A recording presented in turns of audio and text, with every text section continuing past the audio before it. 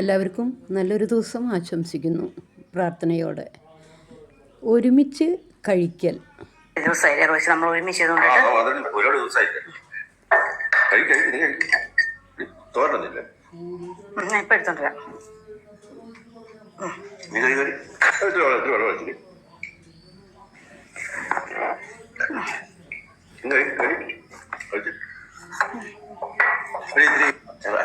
അച്ചാറ് ആ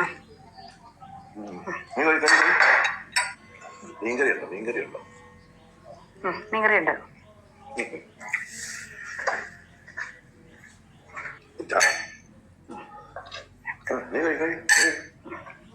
ഇത്തിരി വെള്ളം എടുക്കരുത്.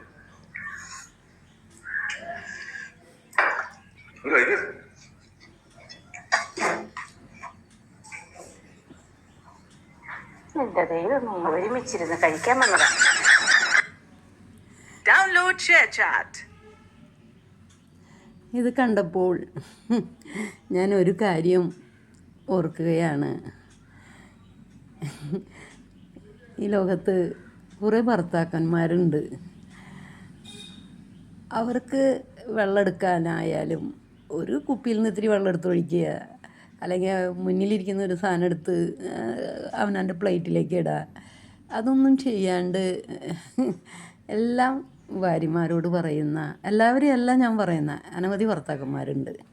എല്ലാവരും ഇതൊന്ന് ഞാൻ ഈ കാണിച്ച ചെറിയ കൊച്ചു വീഡിയോ ഒന്ന് കണ്ട് അവരവരുടെ ജീവിതത്തിൽ കുറച്ച് മാറ്റം വന്ന് ഭാര്യയോട് അല്പമെങ്കിലും സ്നേഹമുണ്ടെങ്കിൽ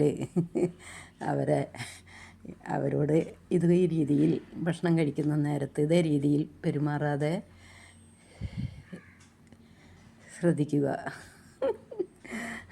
എൻ്റെ ഒരു അപേക്ഷയാണ്. ഞാൻ ഇന്ന ആളെന്നൊന്നും ഞാൻ പറയുന്നില്ല.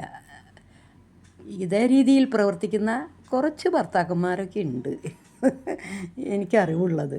അപ്പോൾ ഒന്ന് പറഞ്ഞു എന്ന് മാത്രം. ഞാൻ പണ്ട് എൻ്റെ ഗൾഫ് നാടുകളിൽ നിന്ന് തുണികളെല്ലാം കൊണ്ടുവന്ന് ഭക്ഷണത്തിനിരിക്കുമ്പോൾ ഓരോ കുടുംബങ്ങൾ വരും വീട്ടിലേക്ക്, ഞാൻ കൊടുക്കും ചെയ്യും. അപ്പനമ്മ മക്കൾ എല്ലാവരുടെ അളവ് വയസ്സൊക്കെ പറഞ്ഞ് എല്ലാവർക്കും ഞാൻ ഡ്രസ്സുകൾ കൊണ്ടുവന്നത് കൊടുക്കും. കുറേ കുടുംബങ്ങൾക്ക് അങ്ങനെ കൊടുക്കാറുണ്ട്. എപ്പോഴും ഞാൻ ഭക്ഷണം കഴിക്കുന്ന നേരത്തായിരിക്കും ഓരോരുത്തർ ഒരു വട്ടം 2 വട്ടമൊന്നുമല്ല 4-5 വട്ടം ഒക്കെ ഞാൻ ചോറുണ്ണുന്ന പ്ലേറ്റിൽ നിന്ന് കൈ കഴുകി അവരുടെ വസ്ത്രം എടുത്ത് കൊടുക്കും. പിന്നെ ഇരിക്കും ചോറിൻ്റെ മുന്നിൽ. അപ്പോഴേക്കും വേറൊരാരും അവർക്കൊന്നും നമ്മൾ ഉണ്ണണ നേരാന്നുള്ളത് അവർക്കറിയില്ല. അവരെ കുറ്റം പറഞ്ഞിട്ട് കാര്യമില്ല. നമ്മൾ ഭക്ഷണം കഴിക്കുന്ന നേരമാണോ ഇതെന്ന് അവർക്ക് അറിയില്ല. ഞാനിട്ട് പറയാനും പോവാറില്ല. വന്നവർക്കെല്ലാം ഞാൻ ചോറുണ്ണുന്ന പ്ലേറ്റ് നിന്ന് കൈ കഴുകി എടുത്തു കൊടുക്കും. അങ്ങനെ ഓരോ ദിവസം 4-5 വട്ടം ഊണ് കഴിക്കുന്നിടത്തുനിന്ന് എഴുന്നേറ്റ് കൈ കഴുകി കൊടുത്തിട്ടുള്ള ദിവസങ്ങളുണ്ടായിട്ടുണ്ട് ഇഷ്ടം പോലെ. പക്ഷെ അത് അവരറിഞ്ഞുകൊണ്ടല്ല. പിന്നെ നമുക്ക് നന്മ ചെയ്യുമ്പോൾ ഏത് തരത്തിലുള്ള നന്മ ചെയ്യുമ്പോഴായാലും കുറച്ച് കഷ്ടപ്പാട് ഇല്ലാതിരിക്കില്ലല്ലോ. പക്ഷേ ഇത് ഭർത്താവിനോട് ഭാര്യ ചെയ്യുന്ന നന്മ പ്രവൃത്തിയാണെന്ന് പറയാൻ എനിക്ക് പറ്റില്ല. ഭാര്യയെ സ്നേഹിക്കുന്നുണ്ടെങ്കിൽ ഭർത്താവ് ശ്രദ്ധിക്കേണ്ട കുറച്ച് കാര്യങ്ങളാണ് ഇതിപ്പോൾ ഈ കണ്ടത്. അത്രമാത്രമേ ഞാൻ പറയുന്നുള്ളൂ. അതുപോലെ തന്നെ പുസ്തകങ്ങൾ 5-6 പുസ്തകങ്ങൾ എഴുതിയിട്ടായാലും ചിലപ്പോൾ രാവിലെ ഭക്ഷണം കഴിക്കുന്ന നേരത്ത്, ഉച്ചയിലത്തെ ഭക്ഷണം കഴിക്കുന്ന നേരത്ത് പുസ്തകം കൊണ്ട് വിറ്റ് അവർ അവരുടെ ദാരിദ്ര്യത്തിലേക്ക് വേണ്ടി പൈസ എടുക്കാൻ വേണ്ടിയിട്ട് വരും. അപ്പോഴും ഞാൻ ഭക്ഷണം കഴിക്കുന്നിടത്തു നിന്നൊക്കെ എത്രയോ വട്ടം എഴുന്നേറ്റ് കൈ കഴുകി പുസ്തകം കൊടുക്കും, അവരുടെ കാര്യങ്ങൾ ചോദിച്ചറിയും. പക്ഷെ അതൊക്കെ വളരെയധികം നന്മയ്ക്ക് വേണ്ടിയിട്ടാണ് നമ്മൾ അനുഭവിക്കുന്ന ബുദ്ധിമുട്ട്. ഒരു നല്ല നന്മ നടക്കുന്നുണ്ടല്ലോ, അത് അവർ കൊടുത്ത് വിറ്റ് കൊണ്ടുപോയി വലിയ കുടുംബങ്ങളിൽ വിറ്റ് പൈസ എടുത്ത് അവരുടെ അത്യാവശ്യങ്ങൾ തീരെ കഴിവില്ലാത്തവരായിരിക്കും, അവരുടെ ആവശ്യങ്ങൾ നിറവേറ്റുന്നുണ്ട്. അപ്പോൾ അതൊക്കെ നമുക്ക് സന്തോഷം തരുന്നതാണ്. പക്ഷേ ഇപ്പം ഈ മുകളിൽ കണ്ട ഭർത്താവും ഭാര്യയും ഒരുമിച്ചിരുന്ന് ഭക്ഷണം കഴിക്കുമ്പോൾ കണ്ട കാഴ്ച അത് വലിയ സന്തോഷം ഒരു ഭാര്യമാർക്കും ഉള്ളിലുണ്ടാവില്ല. പിന്നെ കുടുംബമല്ലേ, കുട്ടികളല്ലേ, ഭർത്താവല്ലേ എന്ന് വെച്ച് എല്ലാവരും സഹിക്കുന്നതാണ് എന്നാണ് എനിക്ക് പറയാനുള്ളത്. ആരും ഉള്ളിൽ ഇങ്ങനെയെല്ലാം പെരുമാറുമ്പോൾ നിറഞ്ഞ സന്തോഷം ഒരു ഭാര്യമാരുടെയും ഉള്ളിൽ ഉണ്ടാവില്ല, ഉറപ്പാണ്.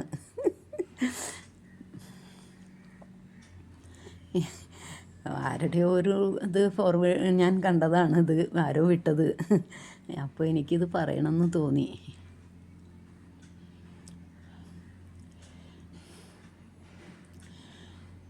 ഒരു നല്ല ചിന്ത, ഒരു നല്ല സന്ദേശം. കൃഷ്ണരാജ് കുടുംബ കോടതിയിൽ വിവാഹമോചനത്തിനായി എത്തിയപ്പോൾ ഒരു വീഡിയോ റിപ്പോർട്ടർ അദ്ദേഹത്തോട് നളിനിയെക്കുറിച്ചും അവരുടെ വിവാഹ ജീവിതത്തെക്കുറിച്ചും പറയാൻ ആവശ്യപ്പെട്ടു. അതിന് കൃഷ്ണരാജ് മറുപടി നൽകി, നളിനി എൻ്റെ ഭാര്യയാണ്, എൻ്റെ ഭാര്യയെക്കുറിച്ച് ഞാൻ നിങ്ങളോട് പറയുന്നത് ഉചിതമല്ല. അതും പറഞ്ഞ് അദ്ദേഹം അവിടെ നിന്ന് നടന്നുപോയി. കോടതി വിവാഹമോചന വിധി പ്രഖ്യാപിച്ച ദിവസം അതേ റിപ്പോർട്ടർ വീണ്ടും കൃഷ്ണരാജിനെ തടഞ്ഞു. അതേ ചോദ്യം ചോദിച്ചു. അപ്പോൾ അദ്ദേഹം പറഞ്ഞു, ഇപ്പോൾ വിവാഹമോചനത്തിന് ശേഷം ഞങ്ങളുടെ വഴികൾ വേർപെട്ടു. ഇനി ഞങ്ങൾ തമ്മിൽ യാതൊരു ബന്ധവുമില്ല. മറ്റൊരു വീട്ടിലെ സ്ത്രീയെക്കുറിച്ച് ഞാൻ സംസാരിക്കുന്നത് ശരിയായ രീതിയല്ല. ഇത്രയും പറഞ്ഞ് അദ്ദേഹം വീണ്ടും നടന്നുപോയി. നിങ്ങളുടെ കരിയർ ഉച്ചകോടിയിലെത്തട്ടെ. നിങ്ങൾ 1000 കോടി സമ്പാദിച്ചാലും അത് വലിയ നേട്ടമല്ല. ഇന്നത്തെ കാലത്ത് വ്യാജ ലോട്ടറി ടിക്കറ്റ് വിൽക്കുന്നവനും കള്ളുണ്ടാക്കുന്നവൻ പോലും കോടികൾ സമ്പാദിക്കുന്നുണ്ട്. പക്ഷേ കുറഞ്ഞത് സ്വന്തം കുടുംബത്തെ മാന്യമായി ബഹുമാനിക്കുന്ന ഒരാളാണ് യഥാർത്ഥ മനുഷ്യൻ. അതല്ലാതെ ബാക്കിയുള്ളവരെയൊക്കെ മാനസിക അസ്വാസ്ഥ്യമുള്ളവരാണ്.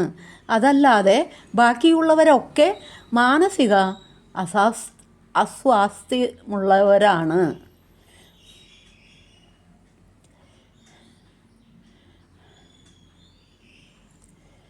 വർഷങ്ങളോളം ഒരു ഗ്രാമം മുഴുവൻ പാഴ്വസ്തു എന്ന് കരുതി തള്ളിക്കളഞ്ഞത് ലോകത്തിലെ ഒരു നിധിയായിരുന്നു.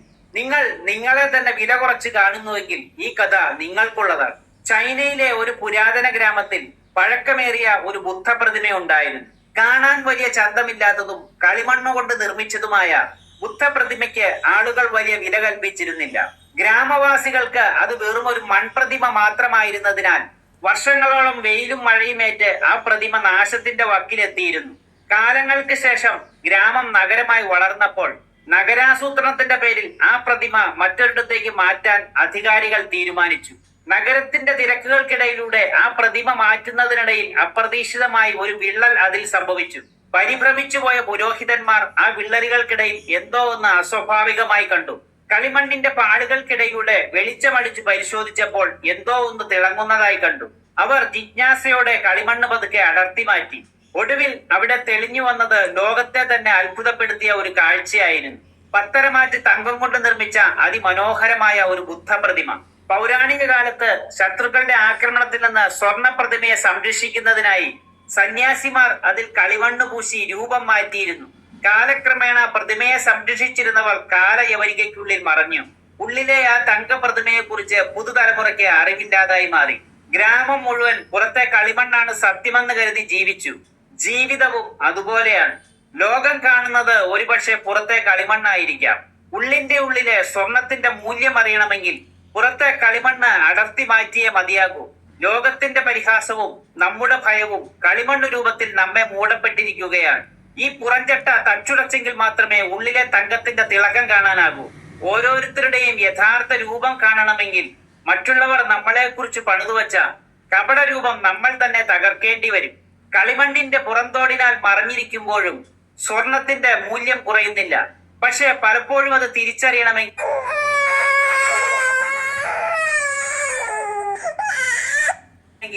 ഒരു നിമിത്തം വേണമെന്ന് മാത്രം.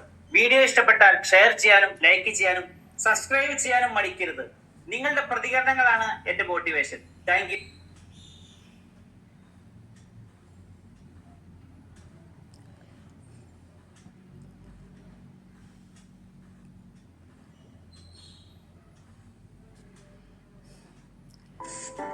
മോശം ദിവസങ്ങൾക്കൊരു ഗുണമുണ്ട്. അന്ന് എല്ലാ ബന്ധങ്ങളും പരീക്ഷിക്കപ്പെടുന്നു. ഇരുന്ന് വാങ്ങുന്നതെല്ലാം ഭിക്ഷയാണ്. ആ സഹതാപത്തെ സ്നേഹമെന്ന് തെറ്റിദ്ധരിക്കരുത്. സ്നേഹം, വാത്സല്യം, കരുതൽ, ശ്രദ്ധ ഇതൊക്കെ മറ്റൊരാൾ സൗജന്യമായി നൽകുന്നില്ലെങ്കിൽ ഒരിക്കലും അതിനെയൊന്നും പിന്തുടരരുത്. കാരണം അതിനൊന്നും ഒരു വിലയും ഉണ്ടാവില്ല. നമ്മുടെ വിലയറിയുന്നവർക്ക് നമ്മുടെ സമയവും സ്നേഹവും സൗഹൃദവും ഒക്കെ കൊടുക്കാം.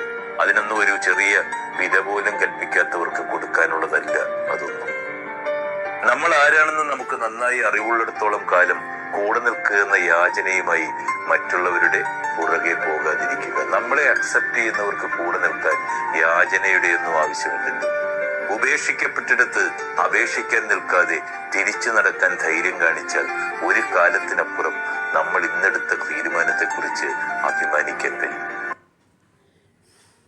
മോശം ദിവസങ്ങൾക്ക്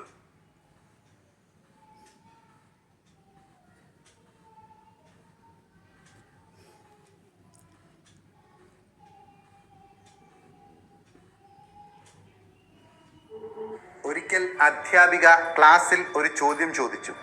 നിങ്ങൾക്കറിയാവുന്ന ഏറ്റവും ശക്തനായ വ്യക്തി ആരാണ്? ചില കുട്ടികൾ പറഞ്ഞു ബോക്സർ, ചിലർ പറഞ്ഞു സൈനികൻ. ക്ലാസ്സിലുണ്ടായിരുന്ന ഒരാൺകുട്ടി മൃദുവായി കൈ ഉയർത്തി ഇങ്ങനെ പറഞ്ഞു, എൻ്റെ അമ്മ. ഇത് കേട്ട അധ്യാപിക അവനടുത്തെത്തി പുഞ്ചിരിച്ചുകൊണ്ട് ചോദിച്ചു, എന്തുകൊണ്ടാണ് നീ അമ്മ എന്ന് പറഞ്ഞത്? കുട്ടി പറഞ്ഞു, അമ്മ എല്ലാ ദിവസവും രാവിലെ എല്ലാവർക്കും മുൻപേ എഴുന്നേൽക്കും, വീട്ടിലെ എല്ലാ ജോലികളും ചെയ്യും, നമ്മളെ സന്തോഷത്തോടെ കാത്തു പരിപാലിക്കും, എത്ര ക്ഷീണിച്ചാലും നമ്മളെ കണ്ടാൽ ചിരിക്കും. ആ ക്ലാസ് മുറി മുഴുവൻ നിശബ്ദമായി. കുട്ടി വീണ്ടും പറഞ്ഞു, എൻ്റെ അമ്മ കിരീടം ധരിച്ചിട്ടില്ല, പക്ഷേ ഞങ്ങളുടെ വീടിൻ്റെ രാജ്ഞി അമ്മയാണ്. ഇതാണ് ഒരു സ്ത്രീയുടെ ശക്തി. അവൾ എപ്പോഴും വേദികളിൽ ആദരിക്കപ്പെടണമെന്നില്ല, പക്ഷേ തൻ്റെ കുടുംബത്തിലുള്ള എല്ലാവർക്കും വേദികളിൽ തിളങ്ങാൻ അവസരമൊരുക്കുന്നത് തീർച്ചയായും ആ കുടുംബത്തിലെ സ്ത്രീ തന്നെയാണ്. ഓർത്തുവെക്കാം, ശക്തമായ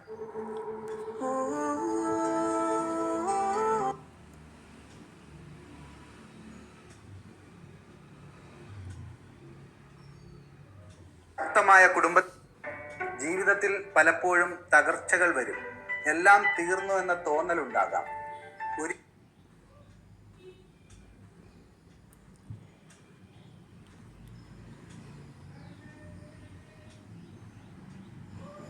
ഒരിക്കൽ വൃദ്ധനായ ഒരു സിംഹം തൻ്റെ കുഞ്ഞിനോട് പറഞ്ഞു, മകനെ, നീ കാട്ടിലെ രാജാവാണ്, ഒരു മൃഗത്തിനെയും നീ ഭയപ്പെടേണ്ട, എന്നാൽ മനുഷ്യന് മുന്നിലേക്ക് ഒരിക്കലും നീ പോകരുത്.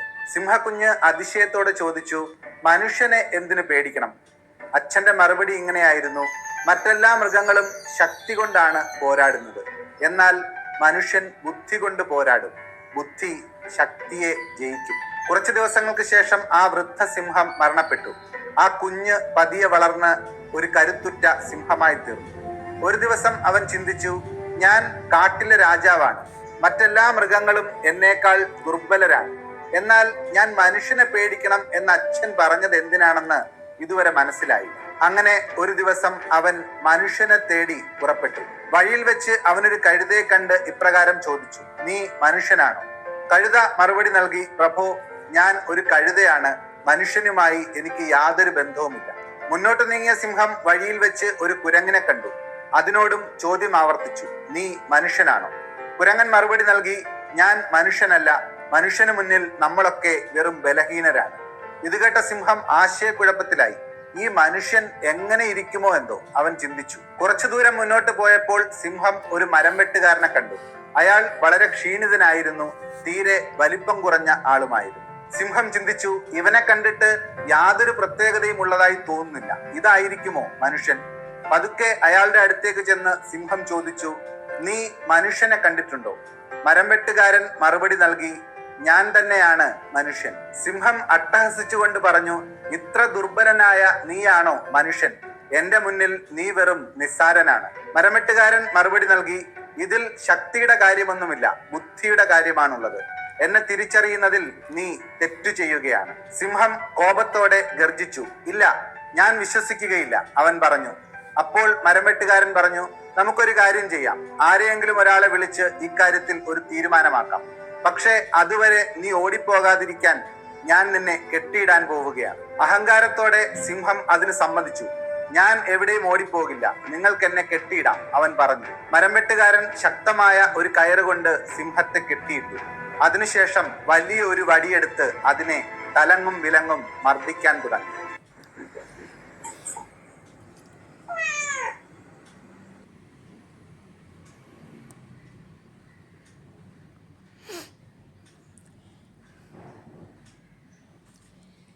See what Jesus is going to do. If you are a Catholic, please do not miss this prayer. My Jesus, I am not always strong. Sometimes I feel weak, but I trust in you. Please do not leave me alone.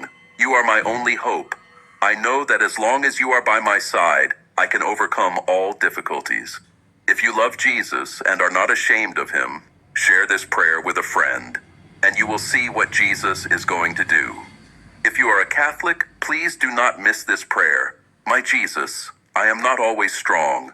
Sometimes I feel weak, but I trust in you. Please do not leave me alone. You are my only hope. I know that as long as you are by my side, I can overcome all difficulties. If you love Jesus and are not ashamed of him, share this prayer with a friend, and you will see what Jesus is going to do. If you are a Catholic, please do not miss this prayer. My Jesus, I am not always strong. Sometimes I feel weak, but I trust in you. Please do not leave me alone. You are my only hope. I know that as long as you are by my side, I can... എല്ലാവർക്കും നല്ലൊരു ദിവസം ആശംസിച്ചുകൊണ്ട് പ്രാർത്ഥനയോടെ good morning.